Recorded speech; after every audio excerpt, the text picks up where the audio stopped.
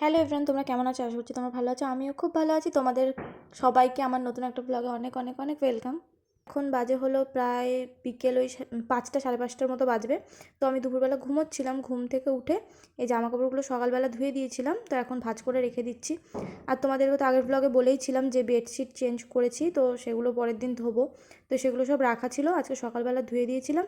আর এত রোদ উঠছে এখন যে ওই 11টা 12টার মধ্যে সব শুকিয়ে গেছিলো। তো আমি সব ঘরে এনে রেখে দিয়ে আমি ঘুমিয়ে পড়েছিলাম। তারপর আর গোছানো হয়নি। তখন ঘুম থেকে উঠে সব কিছু গুছিয়ে নিচ্ছি, ভাঁজ করে করে রেখে দিচ্ছি। আর আমি তো যত জামাকাপড় সব কিছু এনে চেয়ারের মধ্যেই ফেলে রেখে দিই। আমি জানি অনেকের বাড়িতে হয়তো এরকম একটা চেয়ার আছে যার মধ্যে সব সময় অল টাইম জামাকাপড় রাখাই থাকে। কার কার বাড়িতে আছে অবশ্যই কিন্তু আমাকে কমেন্ট করে জানিও।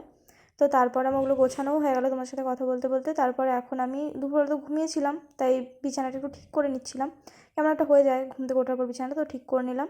আর আজকে হলো সানডে, যেহেতু ছিল, আমার হাজব্যান্ড বাড়িতে ছিল। আর ও বাড়িতে থাকলেই ল্যাপটপ মানে টেবিলটাকে এমন অবস্থা করে রাখে যে কী বলবো। তো টেবিলটাকে একটুখানি গুছিয়ে নিচ্ছিলাম। আমার জানো তো খুব খারাপ একটা অভ্যাস আছে যে কি, শ্যাম্পু করলে চুল ভিজে থাকলে আমি সেই চুলটাকে গুটিয়ে রেখে দিই। আজকে দুপুরবেলা ঘুমোচ্ছিলাম বলে চুলটার উপর গুটিয়ে রেখে ঘুমিয়ে পড়েছিলাম। ঘুম থেকে উঠে দেখছি চুল ওরকম ভিজেই ছিল।